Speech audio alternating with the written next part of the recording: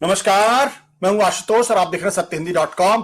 सत्यहिंदी.com का विशेष कार्यक्रम श्रवणगढ़ की खरी खरी में आपका स्वागत है। श्रवण जी से आज हम सवाल पूछेंगे, जानने की कोशिश करेंगे कि दरअसल क्या भारतीय जनता पार्टी चुनाव के बाद अगर उसको बहुमत मिलता है, 2/3 से ज्यादा का बहुमत मिलता है, तो क्या वो संविधान में बदलाव कर सकती है? यह सवाल इसलिए उठ रहा है क्योंकि भारतीय जनता पार्टी के कर्नाटक के मेंबर ऑफ पार्लियामेंट है अनंत कुमार हेगड़े। उन्होंने यह कहा है कि भारतीय जनता पार्टी अगर उसको लोकसभा में 2/3 बहुमत मिलता है, राज्यसभा में भी बहुमत मिलता है और साथ ही साथ 20 राज्यों में अगर उसको उसकी सरकार बनती है, तो फिर वो संविधान में परिवर्तन करेगी। अब जो प्रधानमंत्री नरेंद्र मोदी बार बार 400 पार की बात कर रहे हैं, लोग उससे जोड़कर इसको देखते हैं और लोगों ने कहा कि दरअसल भारतीय जनता पार्टी की कभी भी भारत के संविधान में उस तरीके से आस्था नहीं रही है। तो लिहाजा क्या हेगड़े ने उस रहस्य का पर्दाफाश कर दिया है? क्या वाकई में एक बड़ा खतरा है 2024 के लोकसभा चुनाव के बाद?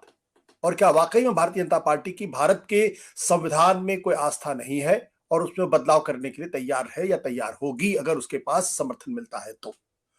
हालांकि अनंत हेगड़े के इस बयान के बाद फौरन भारतीय जनता पार्टी ने इस बयान से अपने आप को अलग कर लिया और यह कहा कि उनकी व्यक्तिगत ओपिनियन है, लेकिन बहस तो शुरू हो ही गई है। प्यारे श्रवण जी, आपका बहुत बहुत स्वागत है। ये जो अनंत हेगड़े ने जिस तरीके से बर्रे के छत्ते में हाथ डाल दिया है, क्या गलती से उन्होंने भारत बीजेपी का जो गोपनीय एजेंडा है उसका पर्दाफाश किया है? क्या वाकई में वो चाहती है कि भारत के संविधान को पूरी तरीके से बदल दिया जाए? आपकी क्या राय है? देखिए, दो तीन चीजें। अनंत कुमार हेगड़े 28 साल की उम्र में सांसद हो गए थे। वो 1996 से 1999 तक सांसद रहे और अभी वो काफी समय से 2004 से सांसद हैं। आरएसएस के और बीजेपी के वो कट्टर समर्थक हैं, पार्टी के वर्कर हैं।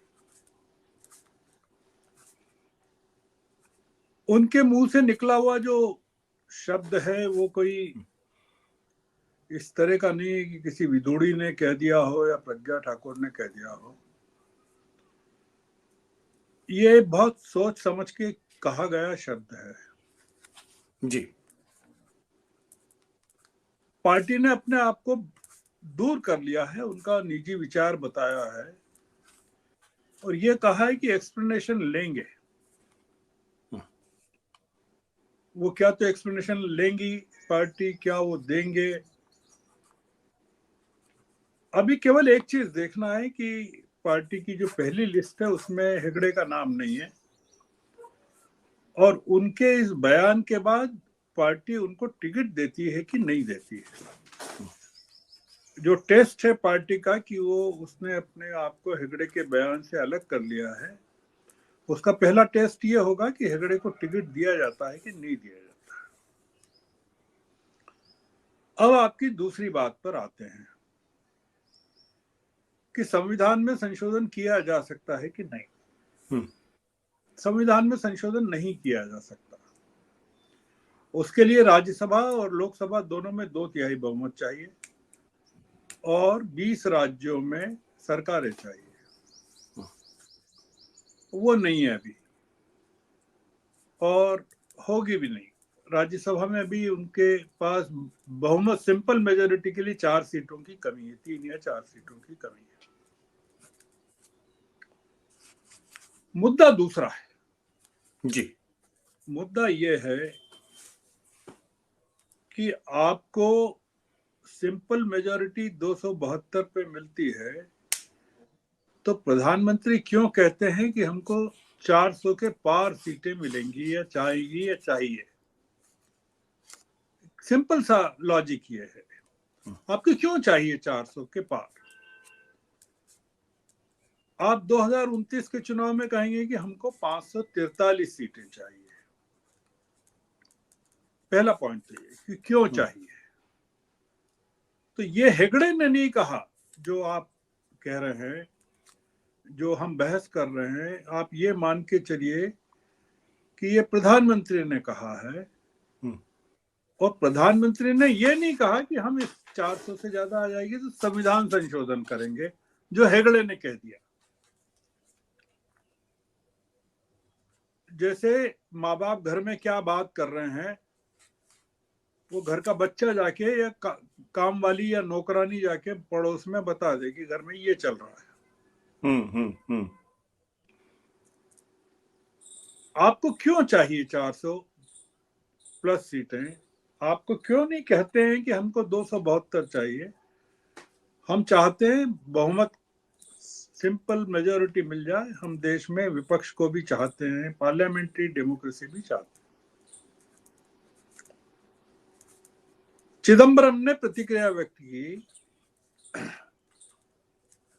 कि ये पार्लियामेंट्री डेमोक्रेसी को खत्म करने का प्रयास और उसकी जगह हिंदू राष्ट्र की स्थापना करना चाहते। हेगड़े ने क्या कहा अपने बयान में? उन्होंने कहा कि कांग्रेस ने संविधान में इतनी कई चीजें इतनी फालतू की डाल दी हैं, ऐसे कानून डाल दिए हैं जिसके कारण जो हिंदू समुदाय है वो अपने आप को, उसके ऊपर दमन हो रहा है ऐसा महसूस होता है। ये आरएसएस के आदमी है हेगड़े, मूलतः इनके रूट्स आरएसएस में हैं।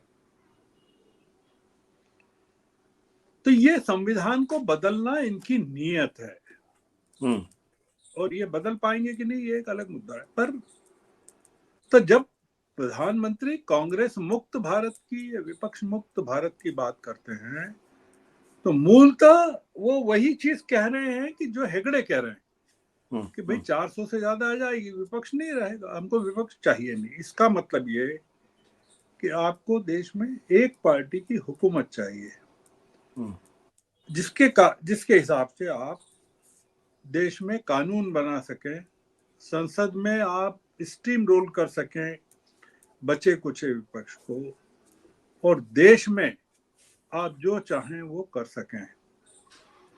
ये वही है चीज कि आपको चुनाव लड़ने के लिए जितना चंदा चाहिए, ये जितने पैसे चाहिए, उससे 10 गुना पैसा आपको इलेक्टोरल बॉन्ड से मिल रहा है, और उसके बाद भी आप रुकना नहीं चाहते। ये वही चीज है कि आपकी महत्वाकांक्षाओं का अंत नहीं है। तो ये जो पूरी बहस है, ये जो पूरा हेगड़े का कथन है, ये बहुत खतरनाक चीज है, और ये देश के नागरिकों को समझ में आना चाहिए। इसमें एक चीज जो मैं कहना चाहता हूं कि ये गलती से नहीं निकला उनके मुंह से। ये मतलब जिसको कहते हैं ना कि अरे उन्होंने घर की बात उजागर कर दी, ये मैं नहीं मानता हूं।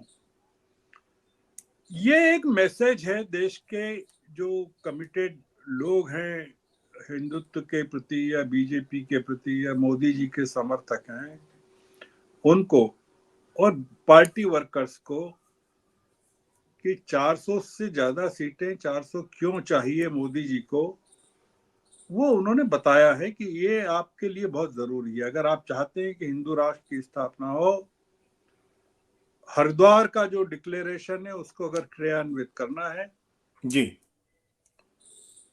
तो आपको 400 से ज्यादा सीटें इस चुनाव में प्राप्त होना चाहिए। तो ये गलती से निकली हुई बात नहीं है, क्योंकि ये बड़ा अपने कार्यकर्ताओं को, काडर को, और कर्नाटक में खासकर जो कन्नड़ भाषा में उनका पूरा का पूरा वीडियो है। कर्नाटक में इस समय संकट में है पार्टी, और इनको खुद को सीट नहीं मिली है, अभी टिकट नहीं मिला है। 25 सीटें हैं 28 में से अभी इनके पास। खतरा ये है कि अधिकतर सीटें खसकने वाली है कर्नाटक में।